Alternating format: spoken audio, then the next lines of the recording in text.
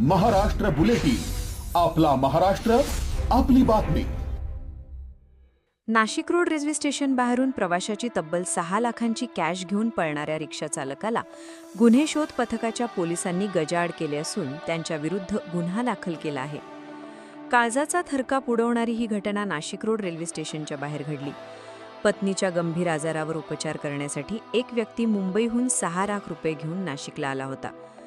Nashik road station बाहेर सुट्टे पैसे घेण्यासाठी अवघ्या काही सेकंदांसाठी बाजूला झाला आणि एका रिक्षाचालकाने पैशांची बॅग घेऊन तिथून पळ काढला।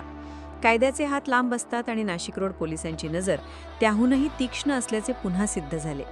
गुन्हा दाखल होताच तपासात सीसीटीव्ही फुटेजमध्ये काहीच हाती न लागल्याने वरिष्ठ पोलीस निरीक्षक जितेंद्र सपकाळे यांच्या मार्गदर्शनाखाली गुन्हे शोध पथकाने रणनीती आखत मास्टरमाइंड रणनीती सुरू केली। गुन्हे शोध पथकाचे पोलीस सलग 2 ते 3 दिवस प्रवासी बनून नाशिक रोड ते नाशिक दरम्यानच्या रिक्षांमध्ये फिरत होते, गुप्त माहिती काढत होते आणि अखेरीस पोलिसांची ही रणनीती यशस्वी ठरली। वडाळा नाक्याचा मोईन कुरेशी आणि कथड्याचा शहबाज सय्यद या 2 सराईत चोरांना सहाय्यक पोलीस निरीक्षक प्रवीण सूर्यवंशी यांच्या पथकाने सापळा रचून बेड्या ठोकल्या आहेत। त्यांच्याकडून पोलिसांनी 4 लाख रुपयांची रोकड जप्त करण्यात आल्याची माहिती पोलीस अधिकाऱ्यांनी दिली आहे। स्टेशनला फिर्यादी श्री सौरभ गिरीश आहिरे राहणार काटे गल्ली हे ठाणे या ठिकाणाहून बाय रेल्वेने नाशिक रोड रेल्वे स्टेशन या ठिकाणी उतरले। तर त्यांनी रेल्वे स्टेशन येथून त्यांच्या काठे गल्ली या ठिकाणी राहण्यासाठी त्यांनी एक रिक्षा पाचारण केली। एक अनोळखी रिक्षा चालक त्या ठिकाणी आला, त्यावेळेस त्यांनी त्यांची बॅग रिक्षामध्ये ठेवली आणि सुट्टे आणण्यासाठी ते दुकानावर गेले। तेवढ्या त्या अनोळखी रिक्षा चालकाने त्याची पैशाची बॅग होती तर ती चोरी करून होती। त्या अनुषंगाने नाशिक रोड पोलीस स्टेशन या ठिकाणी गुन्हा दाखल होता। त्या गुन्ह्याचा तपास हा पोलीस हवालदार विशाल पाटील गुन्हे शोध पथक हे करत होते।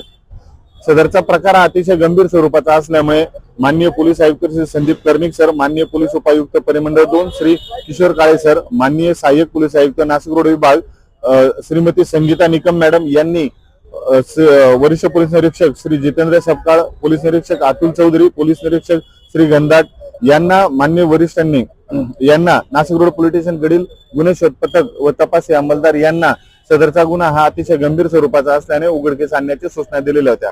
त्याप्रमाणे नाशिक रोड पोलीस स्टेशनचे गुन्हे शोध पथकाचे पोलीस हवालदार विशाल पाटील, तसेच त्यांच्यासोबत पोलीस हवालदार सागर आडणे, पोलीस हवालदार महेंद्र जाधव, अरुण गाडेकर, रोहित शिंदे व योगेश रानडे यांनी सदर गुन्ह्याचा तपास हाती घेऊन नाशिक रोड पोलीस स्टेशन हद्दी आणि नाशिक रोड रेल्वे स्टेशन परिसरात वेगवेगळ्या ठिकाणची सीसीटीव्हीची पडताळणी केली। तसंच त्यांचा बऱ्याच माहिती घेतली, गोपनीय माहिती घेतली, परंतु त्या ठिकाणी काही एक धागादोरा लागत नव्हता।